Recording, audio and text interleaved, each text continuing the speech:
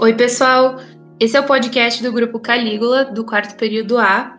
A gente vai falar sobre as teorias relativas à prevenção do livro Direito Penal, parte geral, de Paulo César Busato. Eu sou a Mariana Teobaldo. Eu sou a Sinaí.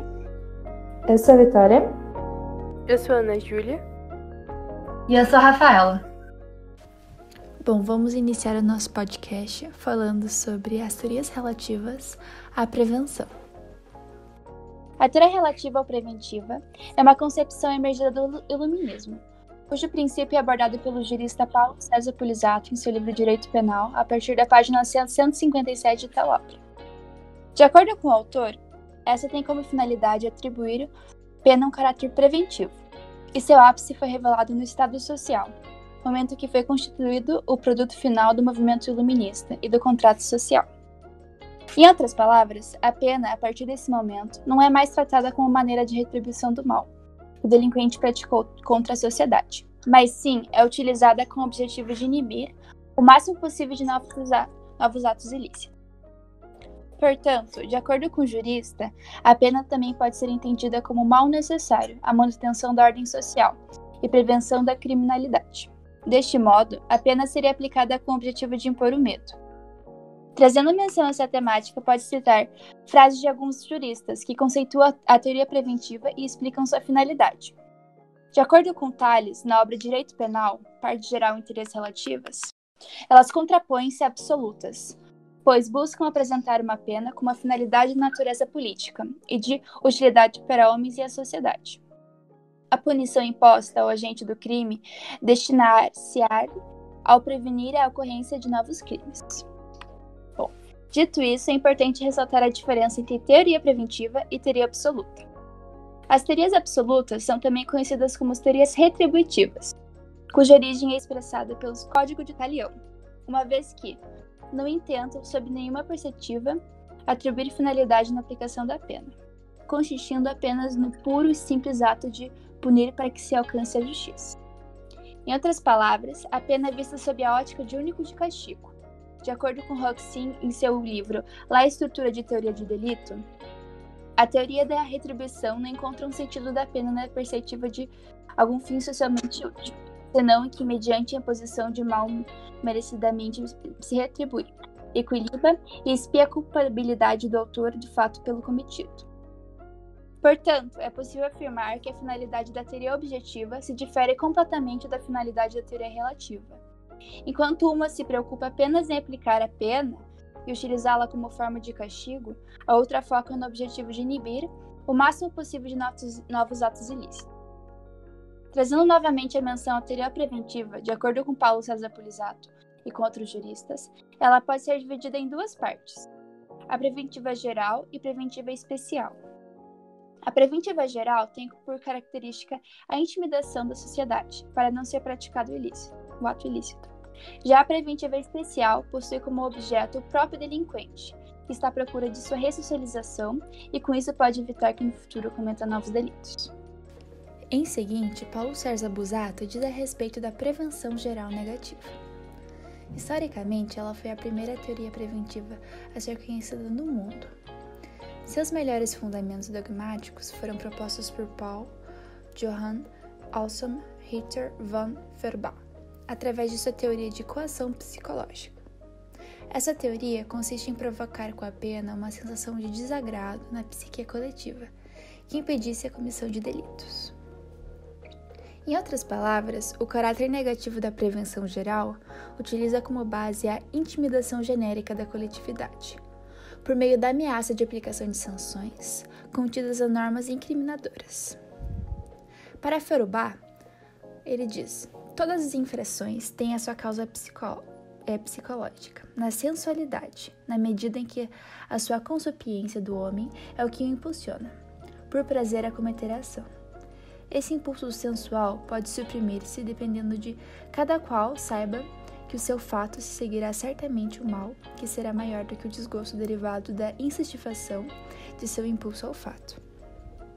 Portanto, a intimidação começa no momento da combinação de sanções penais e é reforçada com a aplicação e a execução das mesmas.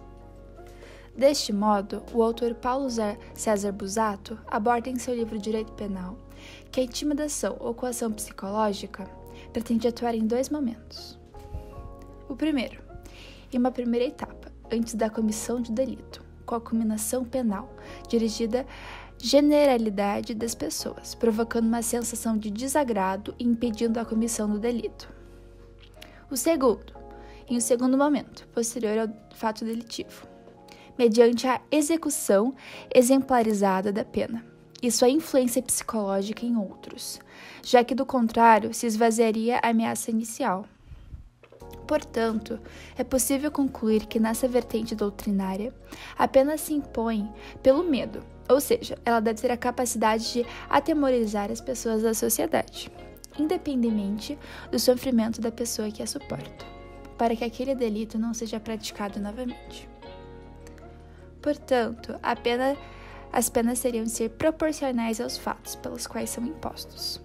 Deveriam ser mais rígidas à medida que os crimes prescritos por ela forem praticados. Logo, não há qualquer ligação entre a pena e os delitos praticados, porque a medida dela seria dependente de fatores externos. Então, dando continuação aos comentários da Sinaí, o doutrinador Paulo César Busato também trouxe comentários críticos sobre a prevenção geral negativa.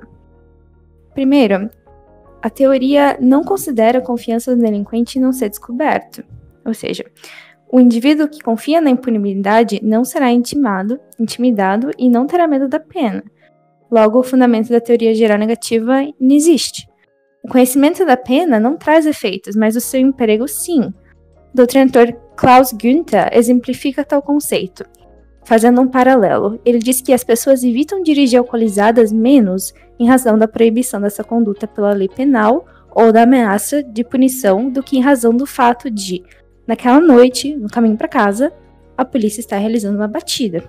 O doutrinador Busato também comenta sobre outros pensadores. Por exemplo, segundo Kant, o homem buscaria a realização de certos fins, utilizando a pena como um instrumento.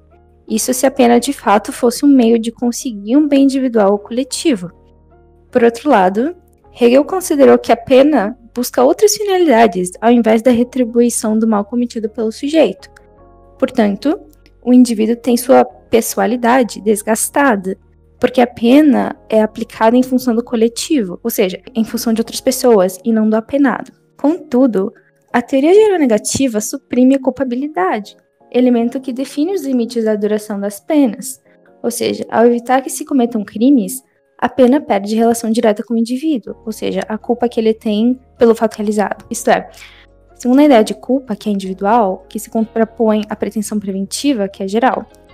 Sobre isso, o doutrinador Strattenwerth comenta que os limites para as penas não podem ser orientações precisas para determinar uma medida corretiva justa, uma vez que não se pesa a proporcionalidade entre o nível da norma transgredida ou sua gravidade. Ainda, para o doutrinador Anton Honecka, utilizar a intimidação como objeto da pena desliga o castigo da culpabilidade. Assim, tem-se uma pena para a intimidação, mas não se tem pena para responsabilizar o indivíduo por sua conduta. O doutrinador ainda comenta que a anulação da culpabilidade traz 2 consequências. A primeira contempla o moderno direito penal, que utiliza os fatores de intimidação da pena para responder à sensação de insegurança cada vez mais intensa da sociedade atual. Ou seja, as penas adquirem um valor simbólico, elas apenas são aumentadas pelo clamor público. Ou seja, nesse contexto, a mídia e os meios de comunicação são os fatores que estimulam as massas. Ainda, políticos que consideram solver os problemas sociais ao criar uma política criminal eficaz. O negativo está em aumentar as penas para resolver problemas quando outros meios de controle social poderiam encarar a dificuldade. Em segundo lugar, a teoria geral negativa admite poder ao Estado totalitário, que recorre à ameaça da pena para impor seu poder e manter seu controle. Ademais, a pena constitui o elemento desumano de castigar um sujeito para manipular a conduta de outros. Isso é, a pena ultrapassa a pessoa a quem é destinada, ferindo princípios básicos da humanidade. O próximo tópico apontado no texto é sobre a prevenção especial, que pode ser negativa ou positiva. Essa parte se fala sobre um direito penal com base no positivismo, que tem uma face mais de defesa social. Então, Ele fala sobre uma atuação direta sobre o indivíduo, e o objetivo final dele é reabilitar esse indivíduo socialmente. Fica claro, então, que a finalidade é uma de prevenção da reincidência. E essa prevenção de reincidência ocorre em duas vertentes, a especial negativa e a especial positiva. A especial negativa consiste em neutralizar os impulsos criminais que supostamente tem o autor do delito. Isso seria feito por meio da segregação e do afastamento do convívio social, então ele seria afastado da sociedade. E a prevenção especial positiva, por sua vez, tem um caráter mais corretivo, porque entende que o autor do delito tem algum tipo de desvio social que necessita e deve ser corrigido para que ele possa ser reintegrado na sociedade que ele vive. A finalidade da pena passa a ser uma de satisfazer as necessidades político-sociais com o mínimo sacrifício para o sujeito. O doutrinador von Litz categorizou 3 maneiras de atuação da prevenção especial. Ele fala sobre a intimidação, que seria feita por meio de uma pena individual, a correção, que seria feita por meio de um processo ressocializador, e a inocuização, que é feito por meio do encarceramento do delinquente. No caso de fracasso dessa tentativa de ressocialização que se fala, a prevenção especial procura uma defesa social através da separação e da segregação dos inadaptáveis, produzindo assim uma neutralização necessária de sua periculosidade social. Então, eles seriam, entre aspas, neutralizados do perigo que eles podem causar para a sociedade. E é nesse ponto que a doutrina diferencia a prevenção especial negativa, que é voltada para o sentido da neutralização do indivíduo, e da prevenção especial positiva, que se volta no sentido da ressocialização do indivíduo. Então, depois, a neutralização passou a ser substituída pela ideia de integração social. O criminoso deixou de ser considerado um doente e passou a ser tratado como alguém desajustado, que tem algum tipo de desajuste, e que ele deve ser integrado ao modelo de sociedade na qual ele vive. E por fundo dessa perspectiva, no texto, o autor comenta que existe a essência da busca por indivíduos dóceis e conformados aos desajustes sociais que são impostos e adaptados aos limites sociais que lhes são permitidos. Então, como a Mari falou anteriormente, a prevenção especial ela apresentou uma consonância em relação ao seu objetivo de ressocialização. Porém, as críticas sobre essa teoria se sobrepuseram aos elogios. Um desses pensamentos críticos analisou que os propósitos de correção de um delinquente eram incompatíveis com a realidade. Haja vista, é possível observar, de acordo com a criminologia, que a privação de liberdade contribui para a produção de reincidência. Então é nítido que o cárcere apresenta um sistema falido, onde o sujeito ele não consegue se readequar à estrutura social. Pelo contrário, ele passa por um processo de dessocialização que o estimula a cometer outros delitos. No decorrer da história, a prevenção especial é abandonada em função do avanço das ciências empíricas, que evidenciam as falhas dessa teoria. Um ponto crucial destacado é que o tratamento oferecido por essa teoria fere os direitos nos sistemas de valores do delinquente. Outro aspecto relevante é que nem todos os autores necessitam de readaptação social, então não se pode considerar que a pena consiste apenas na prevenção especial, como por exemplo os indivíduos de colarinho branco que cometem um delito.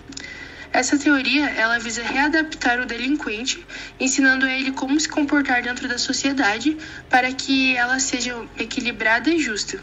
Porém, esse ensinamento de readaptação condiciona as pessoas a pensarem de uma forma única e limitada, podendo ser instrumento de manipulação e controle. Sendo assim, reconduzir alguém a ter um determinado comportamento, justificando isso como eliminação da dissidência, pode facilitar a implementação de um Estado totalitário. Bom, então, dando continuidade ao que a Ana falou, tem como exemplo a própria legislação nazista dos anos 30 e início dos anos 40 do século 20.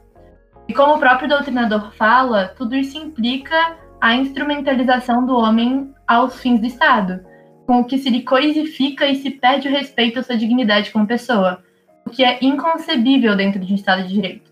Nesse sentido, assim, o autor ele concorda com o conceito apresentado por Garcia Pablos, que aponta as ideias de periculosidade e ressocialização. Nesse segundo caso de ressocialização, ignora a existência de um ser humano sob a face de um delinquente, definindo como uma forma de declaração de guerra da sociedade ao criminoso. Isso se demonstra em vários discursos políticos e chamadas de combate ao crime, guerra contra o tráfico ou guerra contra o terrorismo, coisificando a própria pessoa. Já a ideia da periculosidade é bem semelhante. Em momento algum, foca na condição do indivíduo, caracterizando-o apenas como um fator negativo para a sociedade, que pode existir também nas coisas e nos animais. Assim surgem diversos problemas, tendo em vista que se permite aplicar penas indeterminadas até em casos considerados leves, sob a justificativa da existência de uma periculosidade potencial do delinquente. Com isso, se nota que o discurso da prevenção especial baseia-se no subjetivismo da periculosidade do delinquente. Assim como cita o próprio Paulo César Busato, tendo em conta que o direito penal opera com penas, é curioso notar a afirmação de uma pretensão de ressocialização baseada justamente na privação de contato com a sociedade, representado pela própria prisão. Torna-se algo completamente paradoxal, porque para treinar alguém a viver em sociedade, o Estado compele o autor do delito a abandonar completamente sua vida social. E assim, a nosso trabalho conclui com o entendimento de que, apesar da teoria da prevenção social possuir inúmeras críticas, a técnica ressocializadora permanece vigente ainda hoje como função de pena.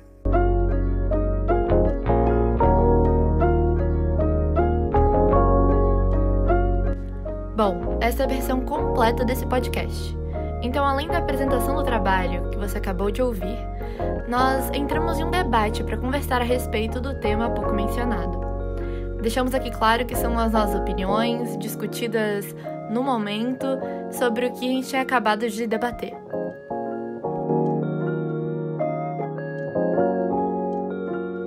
Eu ia perguntar o que vocês acharam, tipo, Mari e Sinei, porque vocês a gente, tipo, eu concordo com o posicionamento deles, sabe? Só que é muito difícil tentar encontrar uma solução para isso. Se a pessoa cometeu um crime, a ideia mais lógica seria você isolar da sociedade para ele não produzir esse crime de novo. Só que tem a ideia de, tipo, então se essa pessoa produziu, ela tem esse crime, ela tem o potencial de produzir de novo. Ou chega, tipo, a questões raciais, sabe? De racismo. Tipo, de essa pessoa tem determinado padrão, ela tem determinado potencial de produzir um crime. Eu acho que acaba abrindo muito o leque de discriminação ali na hora da prisão, Da né? prisão, né? Tipo, Eu também acho. Exato. Também acho. É. Por isso que existe, por isso que o Brasil também, o exemplo do Brasil, tem a maior população carcerária de todos os países. Devido a Exato. isso, muito por causa da desigualdade, assim, eles vêm, só porque é pobre, porque vamos prender, não tem recursos pra contratar um advogado bom, essas coisas. Sim. Eu acho que essa ideia da prevenção especial, ela é boa de você querer ressocializar. Só que o próprio Estado, ele não proporciona isso pro preso, né? Ele acaba botando ele num lugar pior do que ele veio, assim, uma prisão lotada, que acontece muita violência lá dentro. Então, como até a professora tinha comentado, ele acaba saindo pior do que ele entrou. Então, se essa ressocialização fosse boa, com uma boa estrutura, eu acho que ela não privasse tanto essa liberdade. Talvez se a privação fosse um pouco parcial, não sei. Eu acho que essa ressocialização seria melhor. Essa teoria ela é meio superficial, não é? Se a teoria funcionasse na prática, né? Eu acho que se a teoria funcionasse na prática, seria completamente diferente, e aí seria um panorama completamente diferente do que a gente tem hoje, das estatísticas carcerárias, né? Mas essa questão é tipo, como seria a prática? Porque a teoria não explica o que o condenado tem que fazer com o tempo dele durante a execução da pena. Tipo, como comprovar empiricamente que a teoria funciona? Eu acho que teria que ser colocado em prática, né? O problema é que não chega nem a esse ponto de... Mas já não foi comprovado em prática? Os métodos de ressocialização, né? Sim, tipo, nos anos 70 não teve alguma coisa assim? E foi comprovado que não rolava também, que não dava certo. Eles entenderam que viram que não funcionava. Só que, ao mesmo tempo, como é que tu vai criar outra solução, sabe? Como outra forma você vai impedir que aquela pessoa vai cometer o crime de novo, você não tentar punir ela de alguma forma? Se não for dessa forma, como é que tu pensa em solucionar esse problema, sabe?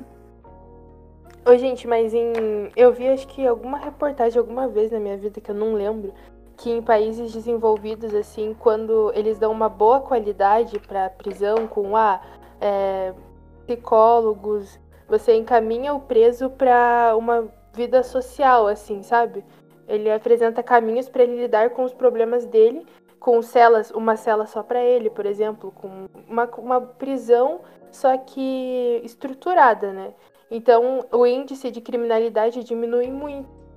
Eu não sei se vocês lembram disso. Eu não lembro direito. Eu sei que passou, tipo, no Fantástico. Foi um caso de uma prisão nórdica. Um dos piores prisioneiros, tipo, da história daquele país. Ele era, tipo, um psicopata. Ele estava totalmente isolado dentro da prisão. E ele entrou com um processo pedindo para que ele pudesse socializar com os outros presos. Porque era um direito dele e ajudaria ele no processo de socialização dele. E, de fato, ele ganhou o processo, e daí a prisão teve que ir lá fazer ele socializar com os outros e, de fato, ajudou ele. Tipo, imagina? Doido. Mas eu fico pensando, tipo, como é que tu vai reintegrar essas pessoas na sociedade, sabe? Tipo, um cara que assassinou, sei lá, uma pessoa. E daí, uma pessoa que roubou, como é que vai conseguir um emprego, sabe? Tipo, como é que tu vai reintegrar as pessoas? É difícil? Mas eu acho que aí entra a parte do que eu falei um pouco ali, que se essa tentativa de ressocialização falhar, aí realmente o indivíduo tem que ficar não excluído, mas como é que fala? Segregado da sociedade, né? Porque ele já foi dada a chance de tentar ressocializar e tentar voltar à normalidade da sociedade em que ele vive. Uma vez que não deu certo, aí, pelos riscos que ele representa, por óbvio, você não vai deixar uma pessoa assim solta, né? Então aí acho que seria o caso de... O que você faz com uma pessoa assim?